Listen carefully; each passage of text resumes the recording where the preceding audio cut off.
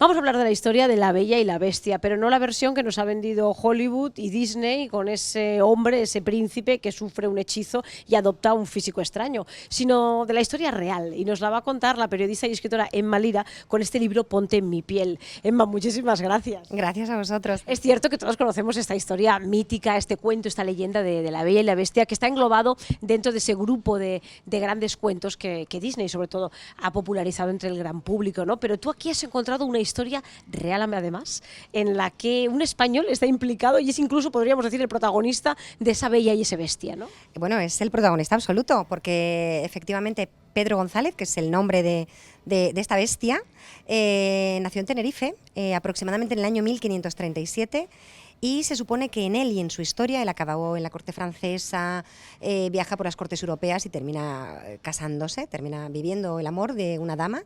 Se supone que es su historia la que inspira, unos 80 años después de su muerte, a una escritora francesa que pertenece a la aristocracia, pertenece a ese grupo de gente entre la que este personaje se ha criado unos años antes, la que saca el primer cuento con el título de La Bella y la Bestia, un cuento para adultos. A partir de ahí otra autora lo renueva un poco para niños y de él es de donde saca ya Disney y bueno, pues las películas y las imágenes que todos conocemos. Bueno, cuéntame cómo llega esta historia a tus manos y cómo decides convertirlo en una novela basada en hechos reales. Pues esta historia, la verdad es que no está escondida. Pedro González existió, se le puede buscar en internet, tiene su entrada en Wikipedia, hay retratos de él en distintos castillos de las cortes europeas, en Francia, en Austria, en Innsbruck e incluso en Washington, en museos. Era una rareza absoluta para la época porque tiene todo el cuerpo cubierto de pelo.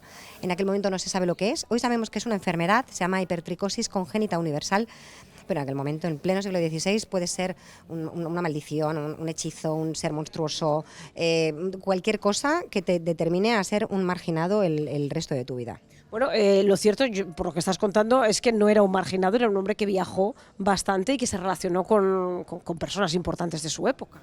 Sí, lo que pasa es que él llega a este destino, por así decirlo, un poco por casualidad, ¿no? Porque él ha nacido en una Tenerife recién conquistada por la corona castellana. Él nace aproximadamente en 1537, Canarias lleva unos 50 años en poder de los españoles. Su conquista es más o menos al mismo tiempo que la conquista de América. Entonces este niño llega de un lugar muy salvaje, muy silvestre, donde no se conocen los metales, por supuesto las armas de fuego, ni los caballos, ni los barcos, y de repente llega a la corte francesa. No se sabe muy bien cómo llega. Hay historiadores que han ofrecido algunas hipótesis y yo me he basado en ellas para ficcionar su llegada a la corte. El caso es que lo que sí se sabe, a partir de donde tenemos los datos objetivos de la historia, es que es regalado como una cosa, como un objeto, al rey Enrique II de Francia el día de su coronación. Su llegada eclipsa de tal manera a la persona, quien quiera que fuera, que le trae, que no queda registrado.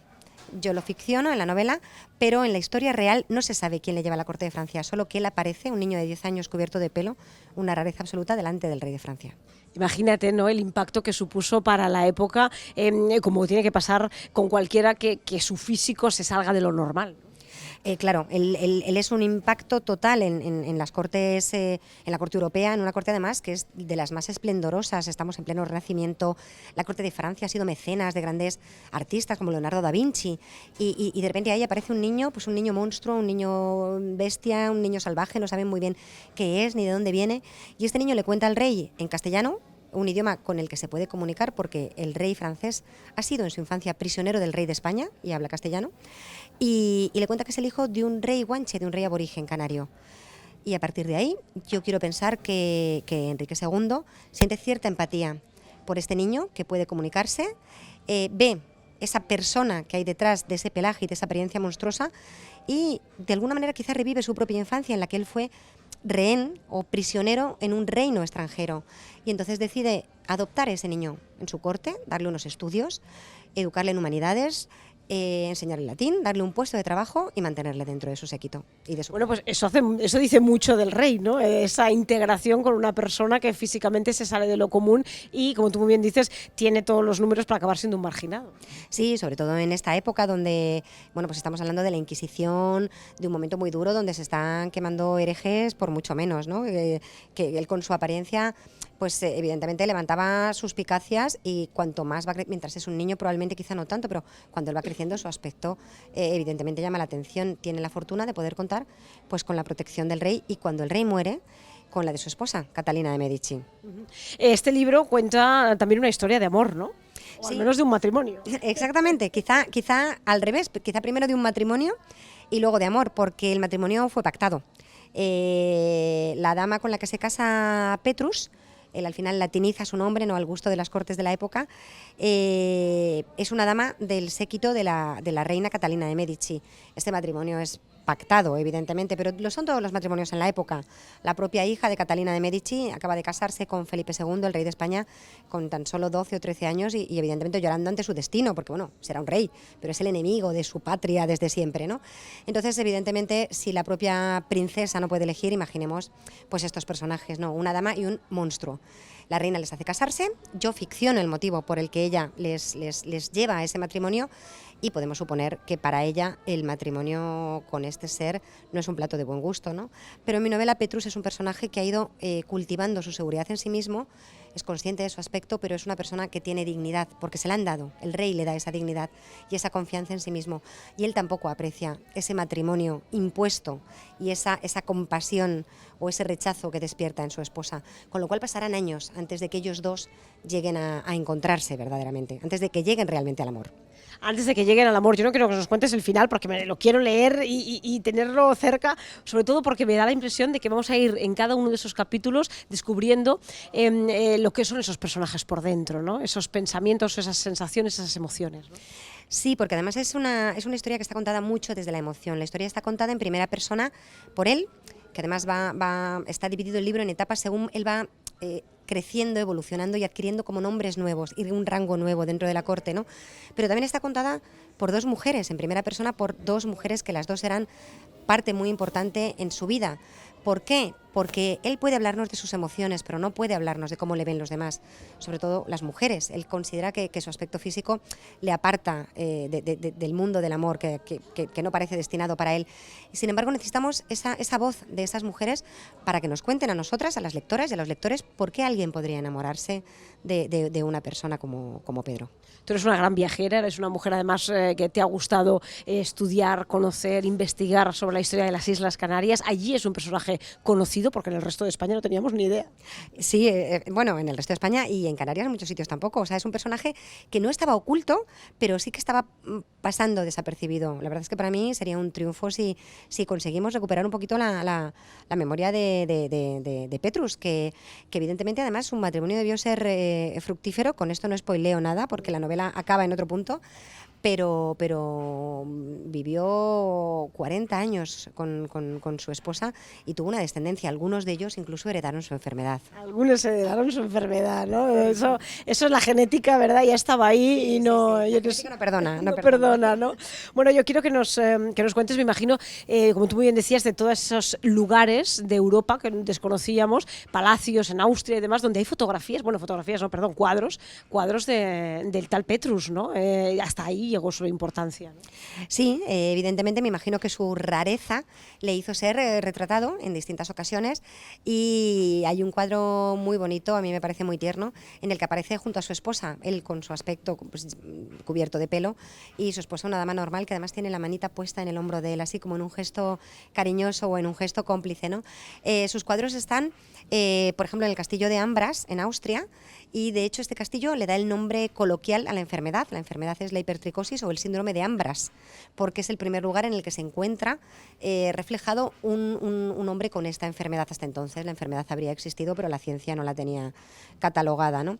También en el Loira, en Blois, en el castillo de Blois, claro, en el Valle del Loira están todos esos magníficos castillos por el que la corte de Francia pasaba itinerante, ¿no? Unos meses en este, otros en otro, tal, por ahí estuvo viajando Petrus, y a día de hoy el retrato de una de sus hijas, Antonieta, está en el castillo de Blois con una niña como de 7 años que parece una gatita con un vestidito de cortesana y un papelito en la mano en el que cuenta: mi padre fue don Pedro González, llegó de Tenerife a la corte de Francia y el rey le protegió. Y parece que te está diciendo: cuenta esta historia, cuenta mi historia.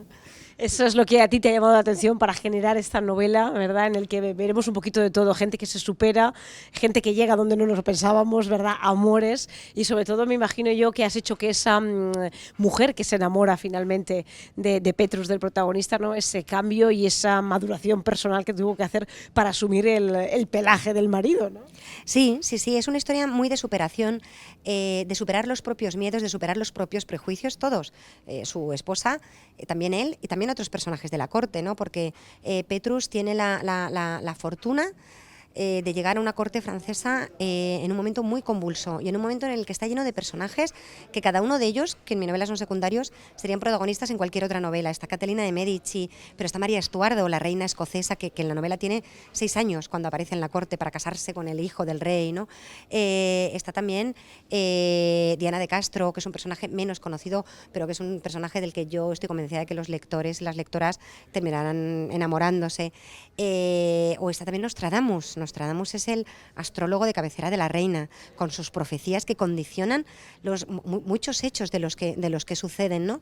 Es un momento que haría las delicias de George Martin y de Juego de Tronos, con guerras, con venganzas, con familias enfrentadas, con bodas, con masacres, y está todo ahí. Son hechos históricos en los que yo únicamente tengo que dejar fluir a Petrus y a la que será su esposa, cada uno un poco en una orilla distinta de ese conflicto que está partiendo Francia en dos y en el que ellos dos se verán obligados, pues de una manera u otra, a tomar partido antes de terminar por encontrarse.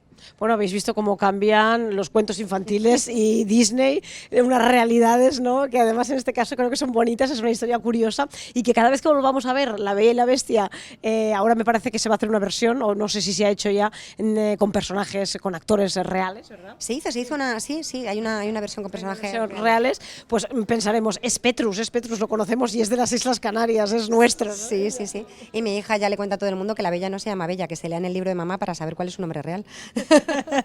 Muchísimas gracias, felicidades por esta novela que seguro nos va a traer unos ratos divertidísimos, enfrascados en esa época que yo creo que es lo interesante, ¿no? Viajar hasta ese momento en el que Petrus aterriza en esa corte y todo lo que después le traerá la vida. Muchas gracias. Muchas gracias a vosotros.